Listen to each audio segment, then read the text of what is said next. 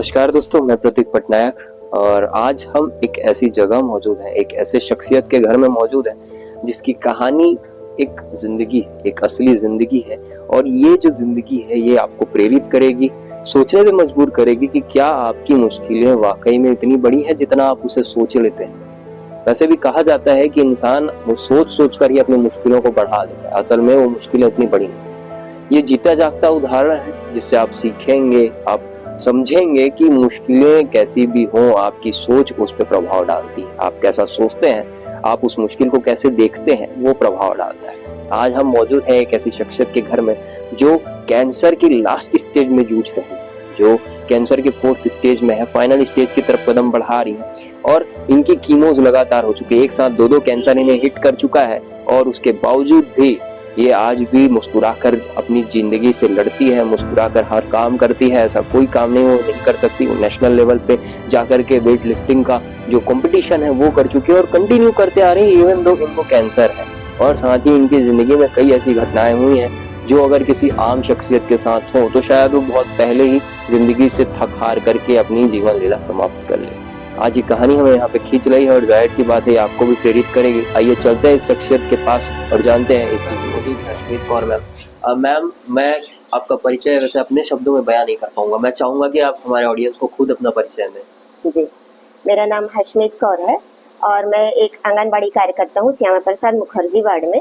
और किशोरी बालिकाओं को मैं निःशुल्क वेट लिफ्टिंग और पावर लिफ्टिंग का ट्रेनिंग देती हूँ और छत्तीसगढ़ की मैनेजर और कोच बन के मैं नेशनल टीम का प्रतिनिधित्व करती हूँ। मैम ये तो एकदम शॉर्ट इंट्रोडक्शन है, लेकिन हम जिस वजह से हम आपके पास आए हैं वो कहानी के बारे में हम चलेंगे, धीरे धीरे आपसे सवालात होंगे उसके तहत। तो मैं ये चाहूंगा सबसे पहले तो आपके लाइफ से शुरू करते हैं कि आपने खुद, क्योंकि पावर लिफ्टिंग और वेट लिफ्टिंग हम क्योंकि खुद देख रहे हो, शायद ऑडियंस भी देख पा रहे होंगे, पीछे बहुत सारे अचीवमेंट्स प्राप्त किए हैं। इसकी शुरुआत कैसे हुई थी मैम? शुरू में तो मैं बच्चे लोगों को ट्रेनिंग देने का ही काम कर रही थी। फिर जब मैं बच्चे लोगों को लेके जा रही थी टीम लेके, तो वहाँ पर महिलाओं को भी खेलते देखती थी। तो उसकी जानकारी नहीं थी पहले मेरे को कि अधिक उम्र के लोग भी खेल सकते हैं करके। मेरे को ऐसा लगता था कि 18 साल 25 साल तक के बच्चे ही खेलते होंगे करके। वहाँ जाने के बाद पता चला कि महिलाओं को भी खेलने का यहाँ मौका दिया जाता है, उनका एक अलग से कैटेगरी रहता है करके। फिर 2016-17 में मैं पहली बार भिलाई में खेली। वहाँ तो मेरा मेडल नहीं लगा, पर एक अनुभव मिला कि इस खेल को किस नियम के अनुसार खेला जाता है। फिर नियम के बारे में पूरा पता चला, फिर लगातार प्रैक्टिस करी। उसके बाद एक कंपटीशन और हुआ अपना जांजगीर चांपा में, वहाँ गई तो मेरा गोल्ड मेडल लगा। वहाँ मेरा पहला शुरुआत हुआ गोल्ड मेडल का।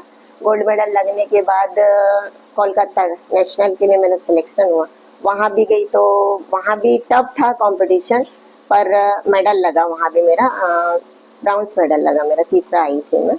उसके बाद लगातार मेरा जोश बढ़ा कि मेडल लगा है और भी अच्छा हो सकता है। जब शुरू में मेरा लक्ष्य लगा है मेडल, तो और प्रैक्टिस करूँगी तो लग सकता है करके लगातार प्रैक्टिस करी हूँ।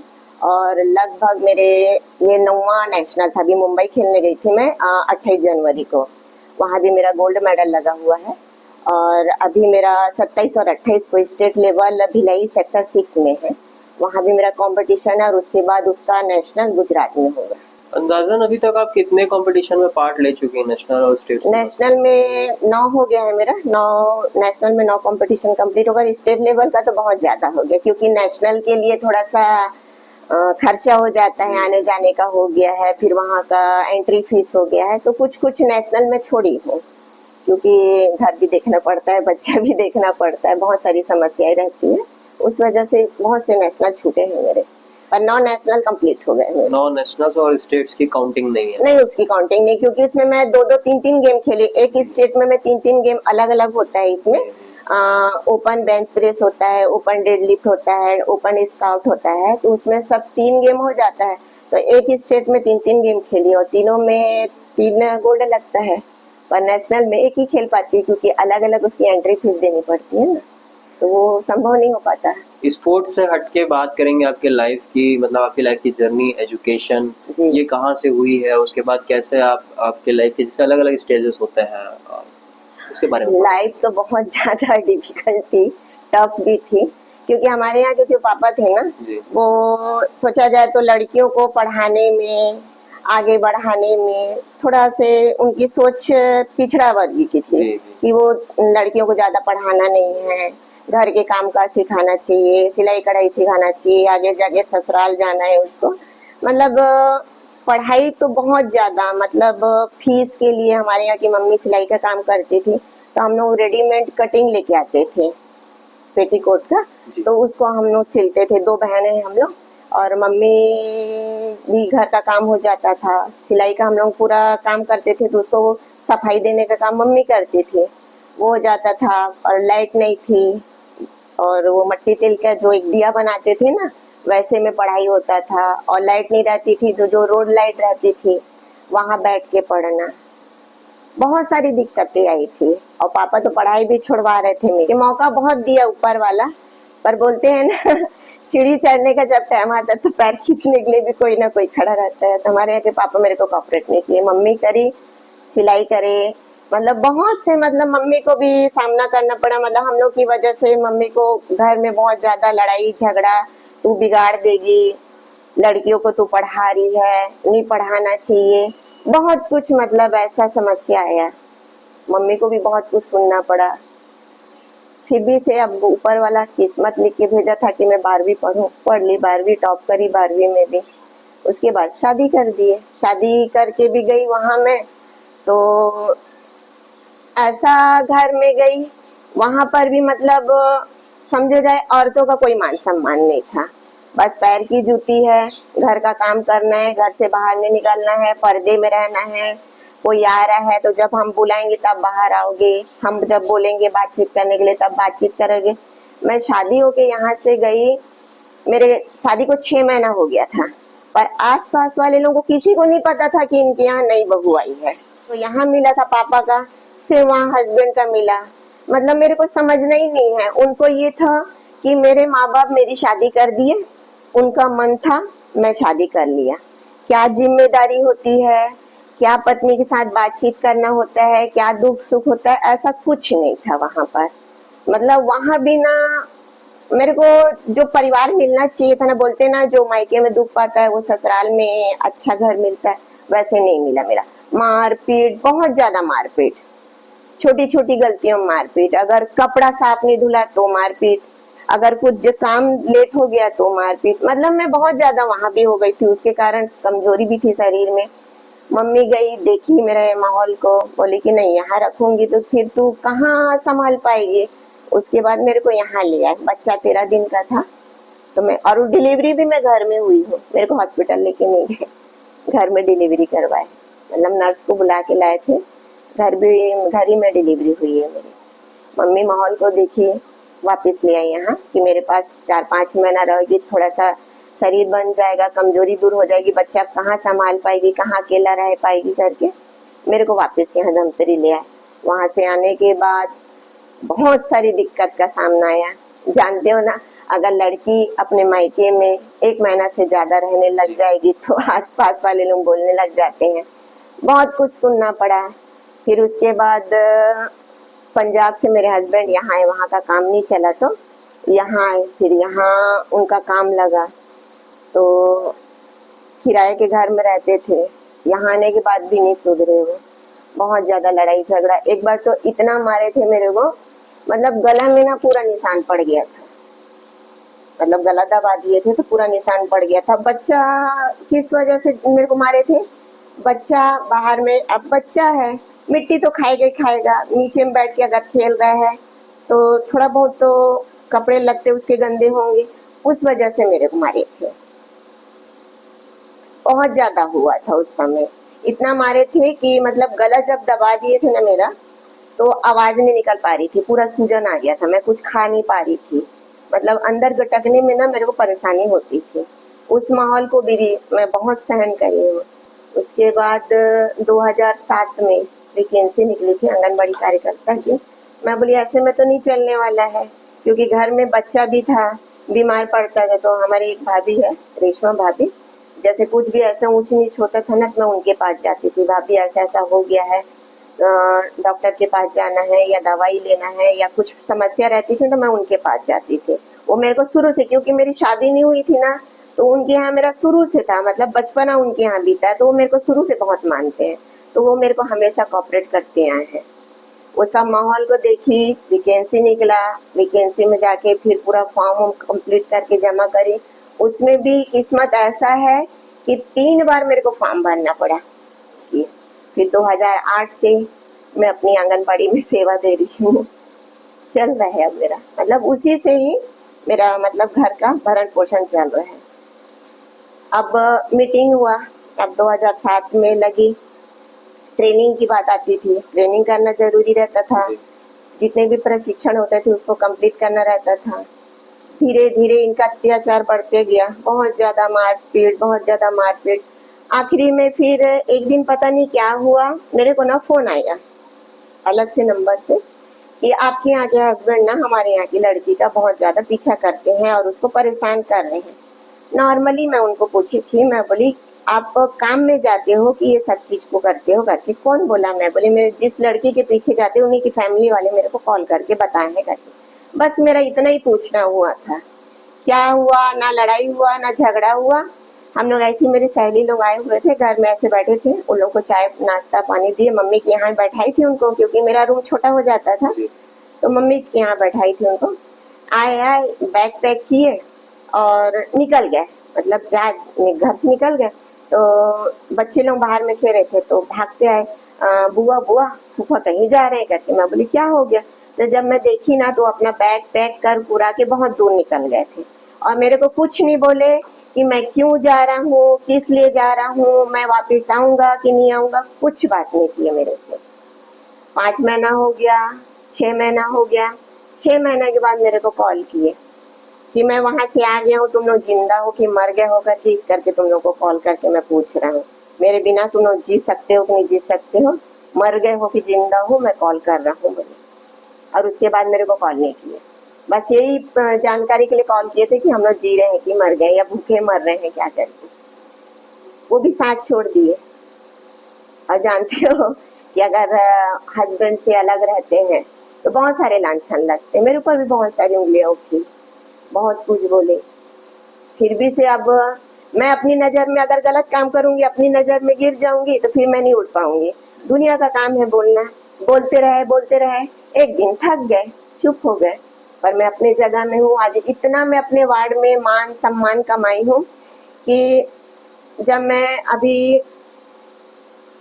13 मई को 2023 में, मतलब मेरी तबीयत बहुत ज़्यादा बिगड़ने लग गई थी, तो बट है ना बहुत सारे डॉक्टरों के पास मेरा ट्रीटमेंट चला, पर उन लोग मेरी समस्या का समाधान नहीं कर पाए। मेरे ब्रेस्ट में ना छोटी सी फिंसी हो गई थी, वो बढ़ते बढ़ते घाव का रूप ले लिया था।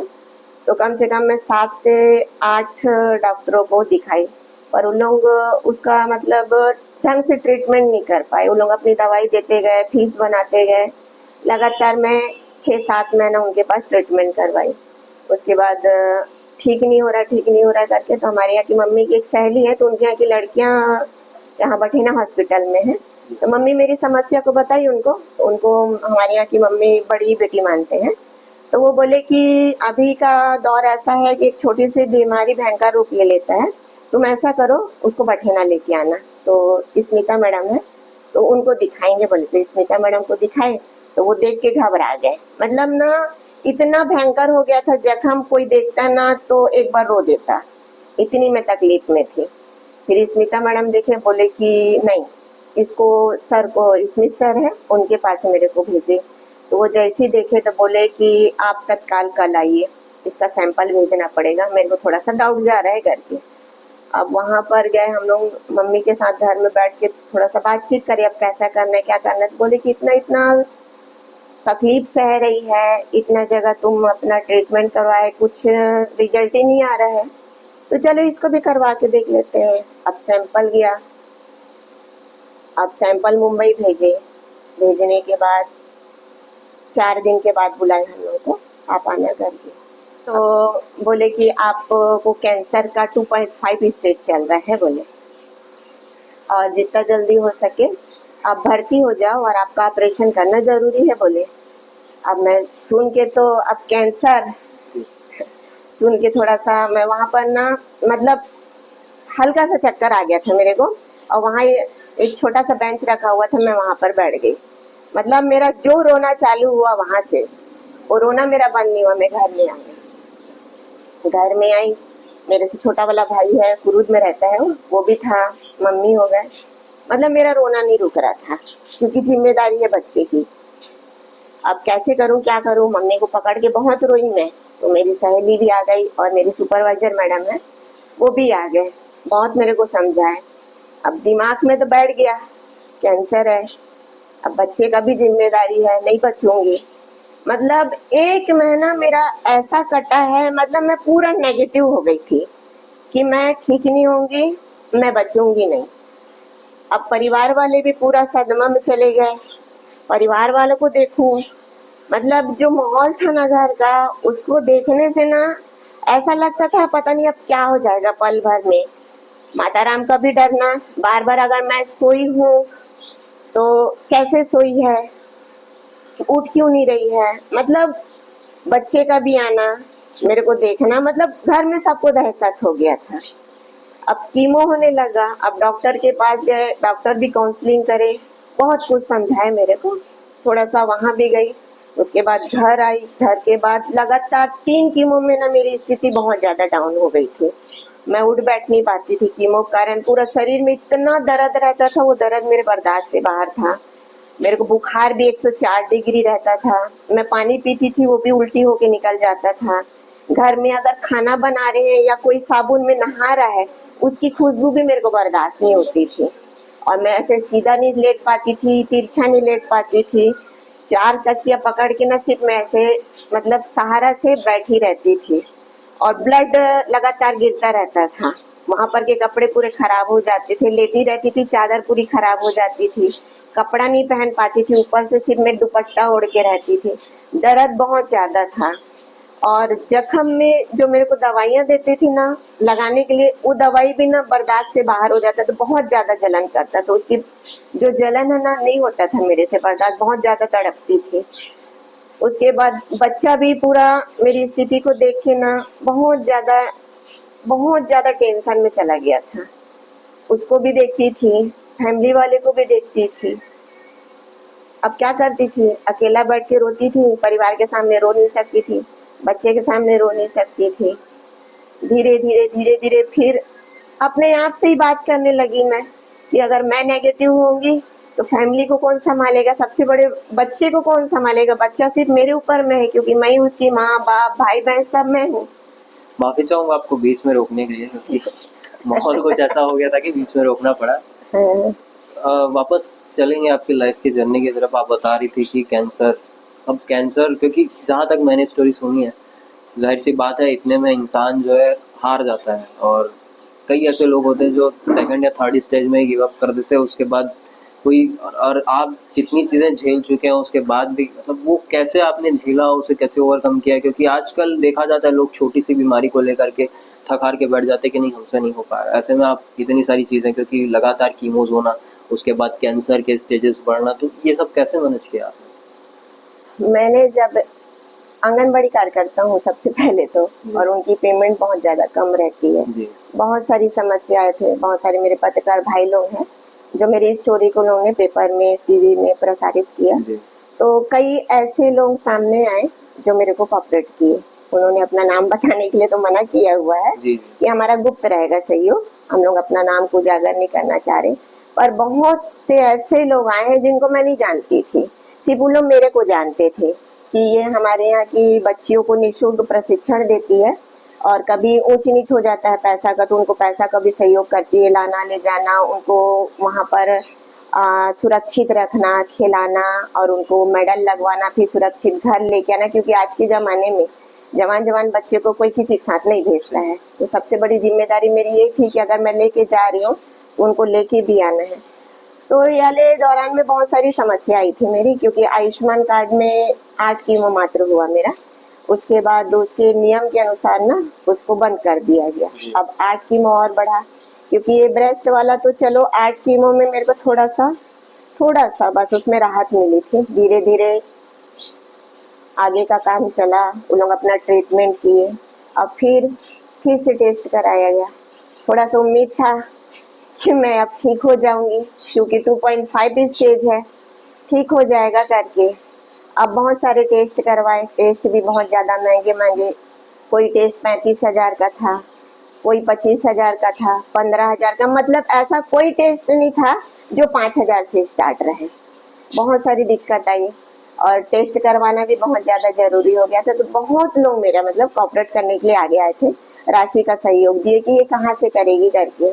अब टेस्ट करवाए, थोड़ा सा मन में था कि नहीं मैं सकारात्मक लेके चल रही हूँ, क्योंकि ना अब उनका नाम तो नहीं लूंगी, जहाँ मेरा ट्रीटमेंट चल रहा है वहाँ के डॉक्टर को भी मतलब यकीन नहीं था कि मैं 3 कीमो तक जिंदा रहूंगी। वो सिर्फ 3 कीमो तक ही सोच लेके चले थे कि 3 कीमो अगर ये बर्दाश्त कर लिए तो बहुत बड़ी बात है करके। मेरा 8 कीमो कंप्लीट हो गया। डॉक्टर एकदम चकित, मैं 8 कीमो कैसे, क्योंकि मैं अपनी सोच को थोड़ा सा बदल ली थी, जो होगा देखा जाएगा। मैं सकारात्मक सोच लेके चलूंगी तब ठीक होंगी, अगर मेरी नेगेटिव रहेगी तो मैं कभी ठीक नहीं हो पाऊंगी। और खास करके मेरे को बच्चे के लिए थोड़ा सा ठीक होना पड़ेगा। अब टेस्ट हुआ, व्यवस्था हुई पैसे की, टेस्ट हुआ, अब उसका रिपोर्ट आया, मेरे को लगा मेरे पक्ष में रहेगा, क्योंकि ऊपर वाला बहुत परीक्षा ले लिया। ब्रेस्ट का तो ठीक हुआ, पर रीढ़ की हड्डी का 4 स्टेज कंप्लीट हो गया।